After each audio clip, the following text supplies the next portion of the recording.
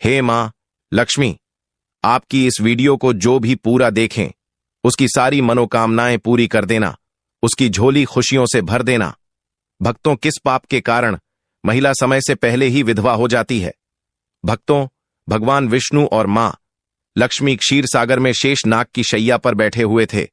तब मां लक्ष्मी के मन में जिज्ञासा हुई और उन्होंने भगवान विष्णु से प्रश्न किया, हे प्रभु, किस कारण से एक महिला समय से पहले विधवा होती है?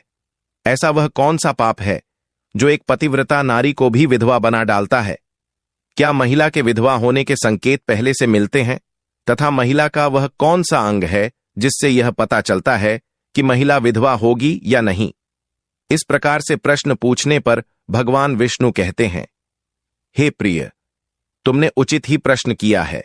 यह सत्य है कि कुछ महिलाओं के भाग्य में जल्दी विधवा होना लिखा हुआ होता है, चाहे वह पतिव्रता ही क्यों ना हो, किंतु एक पाप के कारण महिला विधवा बनती है और महिला के शरीर का एक अंग उसके विधवा होने का संकेत भी देता है। भगवान विष्णु कहते हैं, हे देवी, तुम्हें इस परम गोपनीय सत्य को बताने से पहले मैं तुम्हें एक कथा सुनाता हूं। इस कथा में तुम्हें तुम्हारे सभी प्रश्नों के उत्तर मिल जाएंगे, इसीलिए तुम इस कथा को ध्यान से सुनना। भक्तों, भगवान विष्णु ने मां लक्ष्मी को एक अत्यंत सुंदर कथा सुनाई है। इस कथा के माध्यम से भगवान ने समस्त मानव जाति के कल्याण के लिए कई महत्वपूर्ण उपदेश दिए हैं। इसीलिए आप इस कथा को पूरा जरूर सुने। इस कथा को आधा अधूरा सुनना पाप माना जाता है। तो चलिए शुरू करते हैं। भक्तों, एक समय की बात है। मध्य देश में एक अत्यंत धनवान सेठ रहा करता था। उसका एक पुत्र और 3 पुत्रियां थीं। उसकी तीनों पुत्रियों का विवाह अच्छे और धनवान घराने में हो गया था, किंतु सेठ की एक पुत्री को दुर्भाग्य का सामना करना पड़ा। उसकी एक पुत्री विवाह के कुछ ही वर्षों के बाद विधवा हो गई और अत्यंत दुख में जीवन बिताने लगी। उस विधवा महिला का नाम सावित्री था। सावित्री अत्यंत सुंदर, गुणवान और पतिव्रता नारी थी, किंतु उसके भाग्य में जो अशुभ लिखा हुआ था वही उसके साथ घटित हो गया। सावित्री के पति ने विवाह के समय केवल सावित्री का सुंदर रूप और उसके पिता की धन संपत्ति देखी थी, जिससे उसे भी जल्दी ही शरीर का त्याग करना पड़ा। बचपन से ही सावित्री के शरीर के अंगों पर उसके विधवा होने के लक्षण दिखाई दे रहे थे, लेकिन किसी ने उस पर ध्यान नहीं दिया था। सावित्री के पिछले जन्म के कर्मों के कारण उसे इस जन्म में विधवा होना पड़ा था। भगवान विष्णु कहते हैं, हे देवी, अब मैं तुम्हें सावित्री के पूर्व जन्म की कहानी सुनाता हूं, उसे तुम ध्यान से सुनो। सावित्री का पिछले जन्म में एक ब्राह्मण के घर पर जन्म हुआ था। उसका नाम था यत्री। वह ब्राह्मण राजा को अत्यंत प्रिय था, जिस कारण से ब्राह्मण का घर धन धान्य से भरा हुआ था। उसके पास बहुत सारी धन संपत्ति थी, जिससे ब्राह्मण बहुत ही उन्मत्त और गर्विष्ठ बन गया था। वह ब्राह्मण अपनी पुत्री गायत्री से बहुत प्रेम करता था, क्योंकि वह उसकी एकलौती पुत्री थी। गायत्री बहुत ही सुंदर थी और पिता के लाड़ प्यार से वह भी बिगड़ चुकी थी। उसके पिता उसकी इच्छा को पूर्ण करते थे, उसे कभी किसी चीज की कमी नहीं पड़ने दी। गायत्री ने अपने जीवन में कभी दुख नहीं देखा था और उसे अपनी सुंदरता पर भी अत्यधिक घमंड था। फिर जब गायत्री विवाह करने के लायक हुई तो उसके पिता ने उसका विवाह करने का सोचा, लेकिन उसकी एक शर्त थी कि जो भी गायत्री से विवाह करेगा वह उसके साथ उसके पिता के घर में रहेगा, अर्थात घर जमाई बनकर रहेगा। ब्राह्मण ने अपने सभी रिश्तेदारों को यह बात बता दी और चारों तरफ यह बात फैल गई। कई विद्वान और ज्ञानी पंडित गायत्री के घर पर उसे देखने के लिए आ गए, लेकिन गायत्री ने किसी को भी पसंद नहीं किया। गायत्री ने कई विद्वान ब्राह्मणों को अपमानित करके घर से बाहर निकाल दिया। फिर एक दिन एक अत्यंत सुंदर ब्राह्मण भिक्षा मांगने के लिए गायत्री के घर पर आया, जिसे देखकर गायत्री उस पर मोहित हो गई और अपने पिता से कहने लगी कि वह उसी भिखारी ब्राह्मण से विवाह करेगी।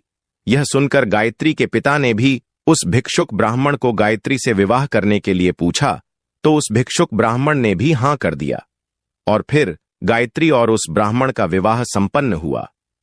गायत्री विवाह के समय बहुत प्रसन्न थी। उसे उसका मनपसंद जोड़ीदार मिल चुका था। विवाह के बाद कुछ दिनों तक गायत्री अपने पति के साथ बड़े प्रेम से रहने लगी और उसकी सेवा करने लगी। लेकिन कुछ ही दिन बीतने के बाद गायत्री ने अपना असली रंग दिखाना शुरू कर दिया। गायत्री अपने पति को नौकर की तरह समझने लगी। उसकी आज्ञा का पालन करने की जगह पर उसे ही आज्ञा देने लगी। गायत्री अपने पति को भी उसके नाम से बुलाने लगी। खुद अपने पति के पैर दबाना छोड़कर अपने पति से ही खुद के पैर दबावा लगी। गायत्री स्वेच्छाचारी थी। वह पति को बिना बताए ही घर से बाहर चली जाती। कभी पति की कोई बात नहीं मानती थी। पति से पहले ही भोजन करती थी। किसी भी धार्मिक कार्य में पति के साथ नहीं बैठती थी और अकेले ही मौज करती थी। अपनी पत्नी के ऐसे व्यवहार को देखकर गायत्री का पति बहुत दुखी रहने लगा। उसने गायत्री को बहुत समझाने की कोशिश की, लेकिन वह कभी नहीं मानी। गायत्री अपनी ही मनमानी करती रहती थी। गायत्री की मां ने भी उसे समझाने का प्रयास किया कि महिला को अपने पति के साथ ऐसा व्यवहार नहीं करना चाहिए, लेकिन गायत्री अपनी मां की बात कभी नहीं मानती थी और वह जानबूझकर अपने पति को अपमानित करती रहती थी। दिन रात पति की बुराई करना, उसे अपशब्द कहना, उसे नाम लेकर बुलाना आदि प्रकार के निंदी कार्य वह रोज करती थी। गायत्री का पति भी उससे बहुत परेशान हो गया था। फिर एक दिन उसने बहुत विचार किया और गायत्री को छोड़कर जाने का निश्चय किया। गायत्री का पति बिना किसी को बताए ही अपने घर को छोड़कर चला गया। उसने गायत्री का त्याग कर दिया और वन में जाकर तपस्या करने लगा, क्योंकि शास्त्र यही कहते हैं कि बुद्धिमान मनुष्य को दुष्ट और स्वेच्छाचारी पत्नी का त्याग कर देना चाहिए, अन्यथा वह भी उसके पाप का भागीदार बनता है। गायत्री का पति वन में जाकर तपस्या करने लगा। गायत्री ने भी अपने पति को खोजने की कोशिश नहीं की और बड़े मौज से अपने ही घर में रहने लगी। गायत्री की मां ने उसे बहुत समझाया कि वह अपने पति से विनती करके उसे वापस घर पर लेकर आए, लेकिन गायत्री कह जाने दो मां, वैसे भी मेरा भीख मंगा पति किसी काम का नहीं है। उससे विवाह करके मैंने उस पर उपकार ही किया था, लेकिन वह मूर्ख मुझे ही छोड़कर चला गया है। ऐसे मूर्ख पति के साथ रहने से अच्छा है मैं अकेली ही रह लूं। मैं इतनी सुंदर हूं कि कोई भी पुरुष मुझसे विवाह कर लेगा। गायत्री की ऐसी बातें सुनकर उसकी मां भी दुखी रहने लगी। उधर गायत्री का पति ध्यान मग्न होकर तपस्या करने लगा और सांसारिक बंधनों से मुक्त होकर ईश्वर की भक्ति में लगा रहा। फिर कुछ दिनों बाद गायत्री के पिता के साथ अशुभ घटना घटी। उसे राजमहल में चोरी करते हुए सिपाही ने पकड़ लिया और राजा को इसकी खबर दी। राजा उस पर बहुत क्रोधित हुए और उसका सारा धन संपत्ति छीनकर उसे कारागृह में डाल दिया। सब कुछ छीन जाने के कारण गायत्री बहुत गरीब हो गई।